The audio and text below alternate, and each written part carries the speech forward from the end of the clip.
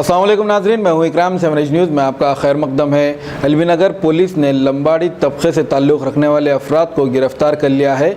इस तबके ने चीफ मिनिस्टर KCR और हुकूमत से मुतालिबा किया है कि उन्हें समाजी धारे में शामिल किया जाए और आदिवासियों के साथ उनका मवाजना ना किया जाए और उनकी तरक्की पर ध्यान दिया जाए।